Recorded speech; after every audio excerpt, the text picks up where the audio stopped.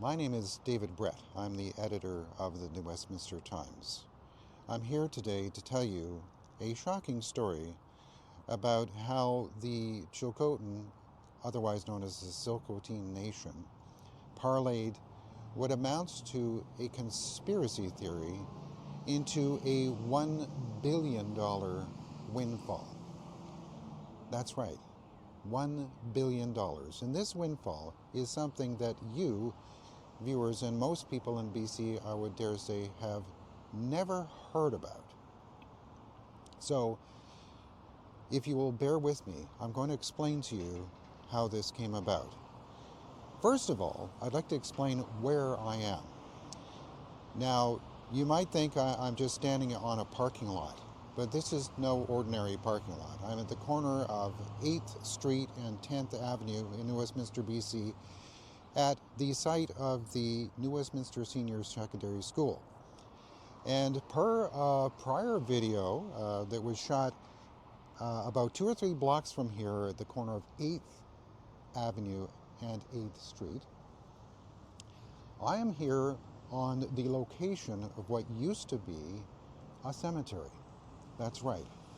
The Douglas Cemetery was underneath this parking lot, and behind me here you can see a lot of cleared land. That is where the former New Westminster Senior Secondary School was located, and it was built literally over cemeteries. There was a series of cemeteries along what was called Douglas Road. Now, this specific location, exactly where I'm standing, is very significant because the Tsilhqot'in people believe that one of their chiefs, Chief Ahan, was buried right here under this parking lot. They will come down frequently to hold ceremonies, to celebrate and remember their chief, but also to affix in the public's mind their grievance surrounding Chief Ahan.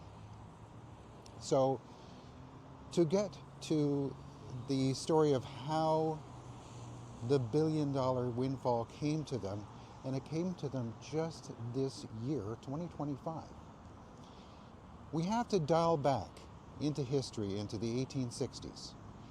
So let's dial back and see review what happened.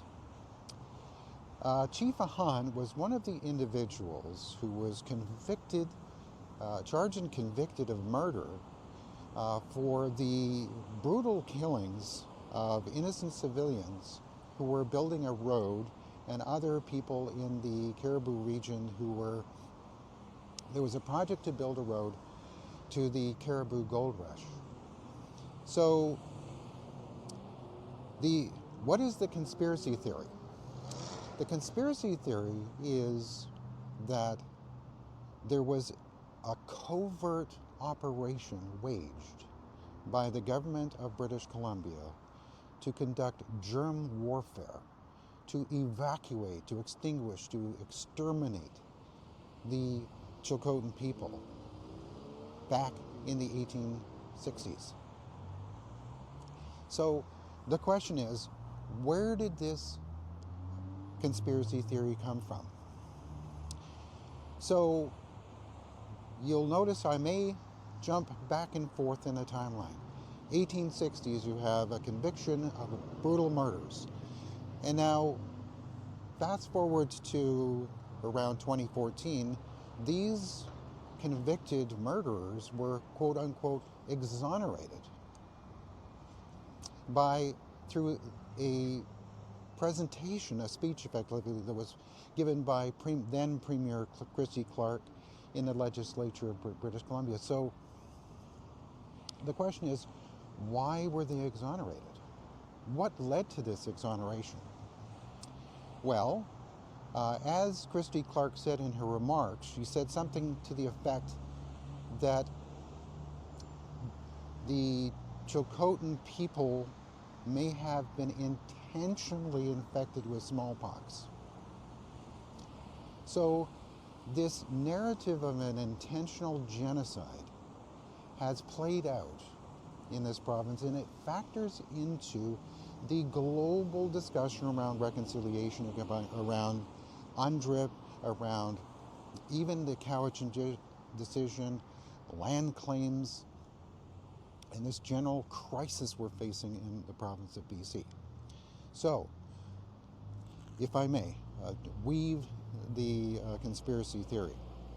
So, the theory that there was a, quote, covert operation to exterminate through germ warfare the Tsilhqot'in people was effectively hatched and spawned and stirred up by a lawyer from Quesnel named Tom Swanky.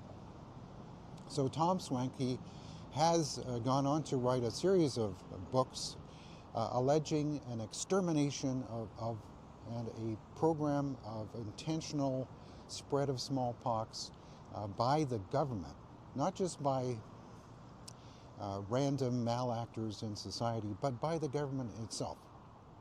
So, it turns out that Tom Swanky was working with the Tsilhqot'in Nation, the Tsilhqot'in, for a long time, leading into their litigation against the province of BC to assert their Aboriginal title to their lands. The famous case, Tsilhqot'in Nation versus the province of British Columbia. So, simultaneously with this litigation around to assert Aboriginal title, there was developing a mine in and around Tsilhqot'in country. It was called the Prosperity Mine, owned by a company called Taseko Resources. So all mines have to go through an environmental review process, and frustratingly for people in the mining industries like myself, it's called a dual track process. The province reviews the project as well as the federal government. So in 2010, Tom Swanky wrote a letter to the environmental review panel to sway them against approving the new Prosperity Project. So, to put in context, well, what is this project? It's a mine. At today's valuations, the gross in situ metal value of that mine is north of $100 billion. So, this is no small mine. So Swanky inserted himself into the new it was called the Prosperity Mine, and then there were some objections to their initial plan to put the tailings into a small lake nearby called Fish Lake. So that was seen to be objectionable, so they reviewed it and they changed the tailings operation. They call it the new Prosperity Mine. That's what it's called today. So I'll just read you a small section of what Tom Swanky wrote to the Federal Review Panel considering the new Prosperity Mine. So, and you can also see a YouTube video of Tom Swanky talking about this at in 2014 at a big event in Tsilhqot'in country. So here's how his theory goes. He says that he sort of baldly asserts that the people that were constructing the road into the Caribou Gold Rush intentionally sent people to villages to infect them, to exterminate them. So then he makes a giant conspiratorial leap. And here's what he says. The people who owned the road building company says these were advisors to the governor on native title and treaty file. This evidence alone proves the colony had adopted a covert policy of extermination to seize native land without paying and without making treaties. So think about that for a moment. It's classic conspiracy theory. So someone who is in an ownership position over a company also works in government, and that then leads to an allegation that somehow the government is doing something nefarious. There's no real evidence to suggest the government or the Governor Douglas did anything of the sort. In fact, the true history is that Governor Douglas took extraordinary action to protect Indigenous people from the spread of smallpox. That's the true record. And so this guy, Tom Swanky, is kind of a one-off, if you will. So, in this video that Swanky talks about, he somewhat takes credit for his theories, and his research made its way into the Premier's office, and the Premier then took that information that led to this historic exoneration of the an overturning of the decision. So keep in mind, this was not any re-examination of the evidence. It wasn't going back and doing another jury trial. It was just simply a political statement. Well, what was it based on? It was based on this guy's bald assertions of a conspiracy to wipe out Indigenous people through germ warfare. He's the only one creating these theories. So,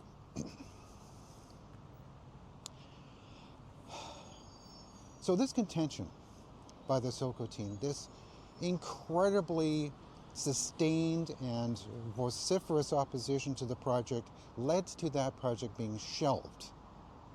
I mean, it's one of the largest copper gold mines of its kind in the world. So this conspiracy theory of genocide, which is now playing out across the country and reflects into the Kamloops graves narrative, this constant comparison to Holocaust imagery of survivors of atrocities, of mass graves, and of intentional killing is playing out everywhere.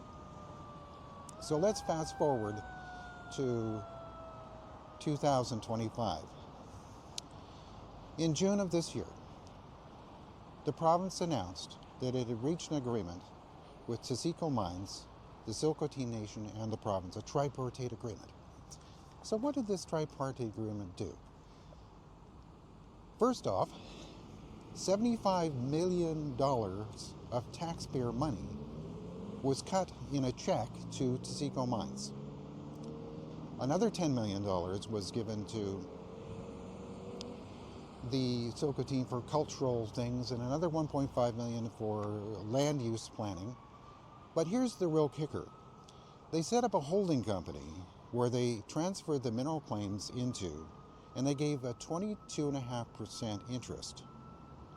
Handed 22.5% to the Tsilhqot'in Nation of a deposit with an in situ value of north of $100 million.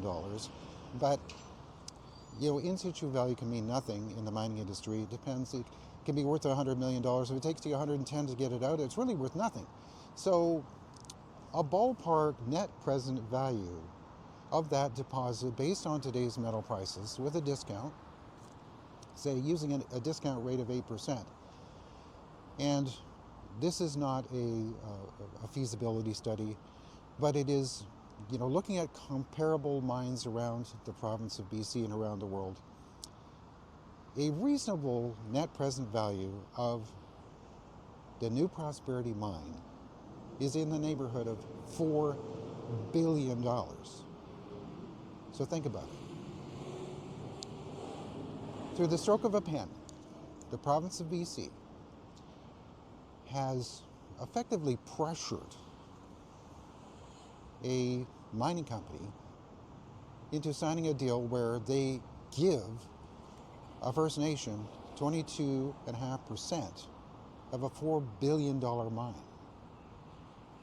So that's why this particular site where I'm standing today is so important.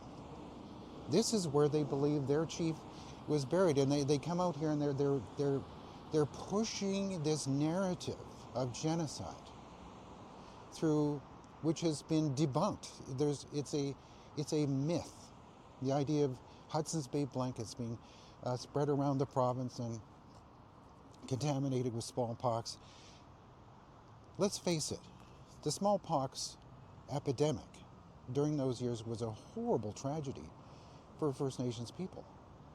But it happened, it's well documented that a miner from the United States, from California, came up on a ship to Victoria. He had smallpox, and the whole thing went south from there. There was no plan to use this disease. Like, there was no germ warfare that took place. This is a conspiracy theory. So, even more significant than the $1 billion gift to the Tsilhqot'in, based on a conspiracy theory, is that they've also given a veto over the project to the Tsilhqot'in. The mine will not proceed unless they agree to it.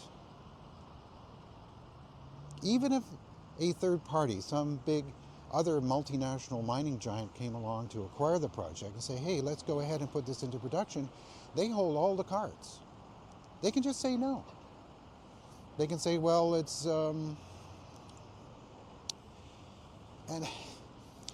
here's another fact that should trouble the public. Who is the Tsilhqot'in First Nation? Who's running the nation? Well, it's an elected body. So the elections occur in First Nations across BC all the time. So there's a changing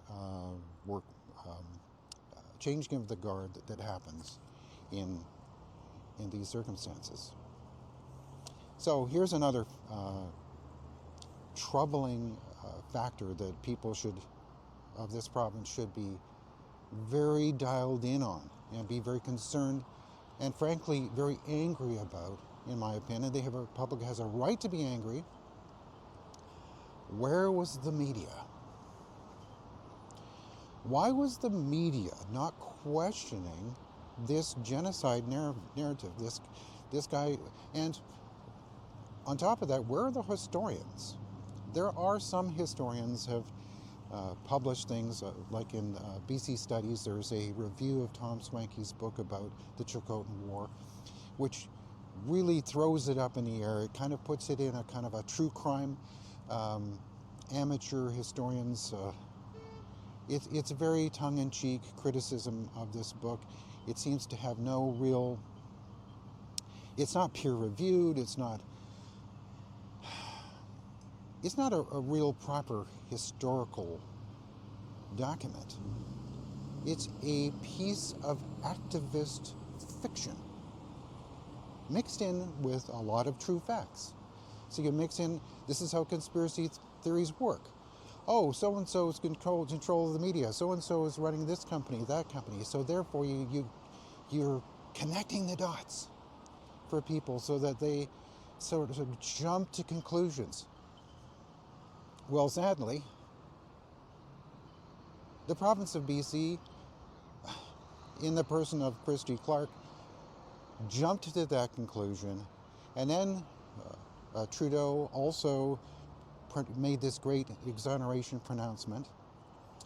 So whereas a jury found the Tsilhqot'in folks to have committed murder, were justly charged, today they're hailed as heroes, and the poor people that were murdered are not even talked about. Where's the victim impact statement from these innocent civilians? It's just buried. They're treated as enemy combatants, even though they were just working on a road. So, in summary, this genocide narrative has been stoked. It has actually been built up. So then we fast forward to 2021, when the Kamloops announcement came out. The ground had already been prepared for the genocide narrative just to continually play out. because it had been this guy Swanky, along with his other people and people in the media, sort of failing to question this narrative, just went along with it. So naturally, people think, oh, well, here we go again. We have a mass grave of hundreds of children. And here we are, it's almost 2026, and they still haven't excavated. And that was if you haven't seen the other video that I shot a few blocks from here, please watch it, because it's really the story of ground penetrating radar, how they built a new school. You can see the new school in the distance. The old one is long gone, except for the Massey Theatre, which has been retained. But there was a concern that the new school, the footings of the new school, would be built over graves that may have extended beyond the strict boundaries of the cemetery. And let's be clear, they didn't do GPR over the known cemeteries. They went to places where they thought there was no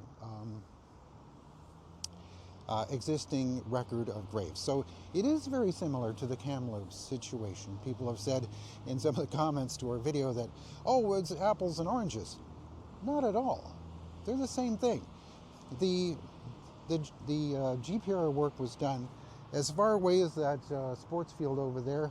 They excavated the turf from the football field because there were 38 GPR anomalies that appeared to be probable graves or suspected grave signatures from the GPR, and none of these signatures, the results, were proven to be human remains or anything resembling a grave. So per this report by Golder, 21 First Nations knew about this study.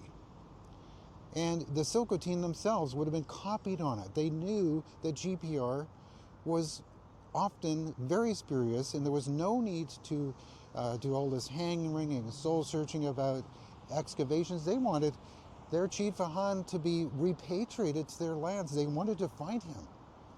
Well, what were they going to do? They didn't put up a big roadblock to excavations and say, well, it's wrong to excavate. So that was the subject of the other video. But this one, just in conclusion,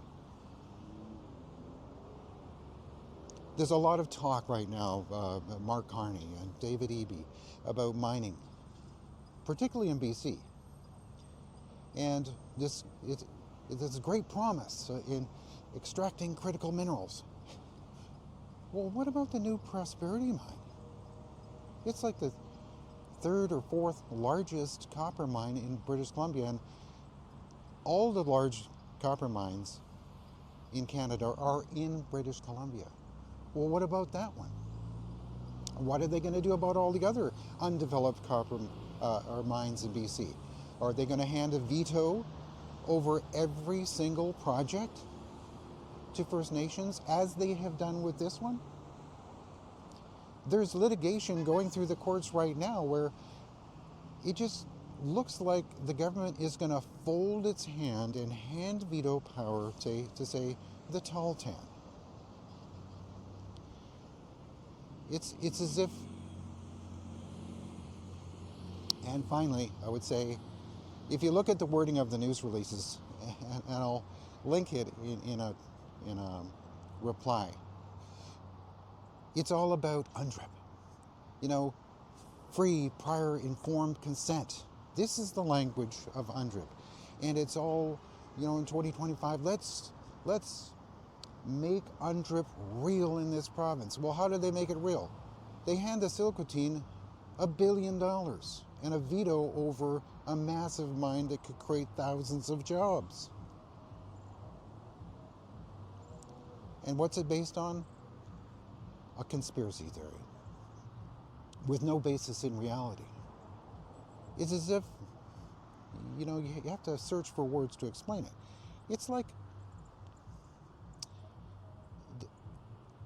one way I would describe it, it's like a delusion, a mass delusion, because let's face it, not only the government and the media, but the people as a whole have become sort of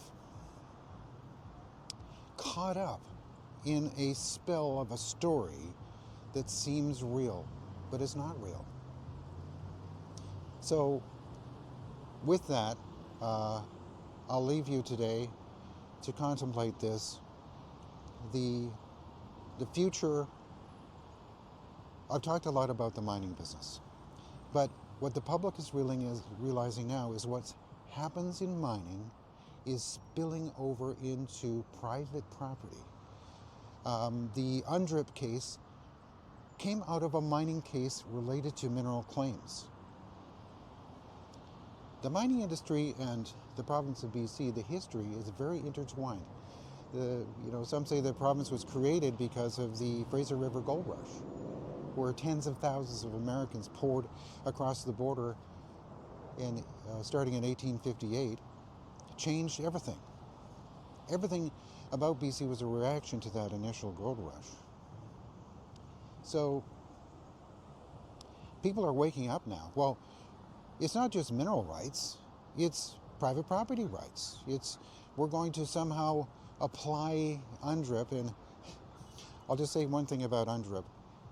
I read UNDRIP about 15 years ago, and I thought, we're already doing this in here in BC. We're not running roughshod over Indigenous principles. Indigenous people are willing partners in the resource extraction business.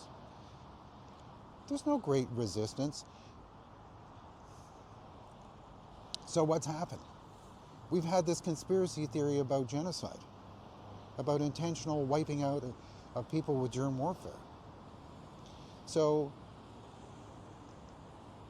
it's not just mining anymore. It's everybody is now thinking, how am I affected by these narratives?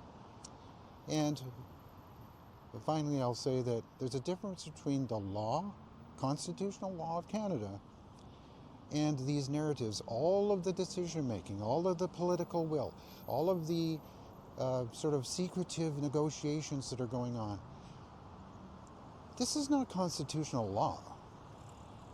I mean, with constitutional law, you can read the pleadings. They're publicly available. What happened with the Tsilhqot'in, Taseko, and the $1 billion giveaway was done in secret. And if Tom Swanky is to be believed, the whole thing, this whole germ warfare was covert.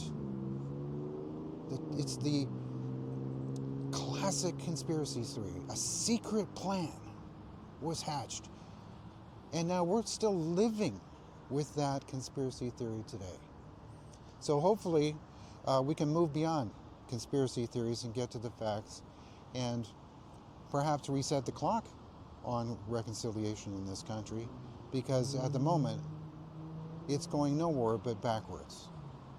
And these kinds of secret deals and bizarre giveaways are not helping.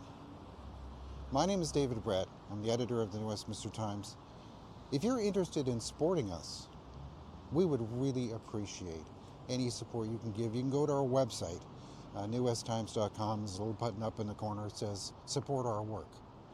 Some of you have been generously donating small amounts of money. What we do does cost money. We don't charge fees. We have no paywalls. We have no subscription payments. We have no advertising. We are here because we're motivated by a desire to tell the truth, because we think it's important. So thanks again for watching.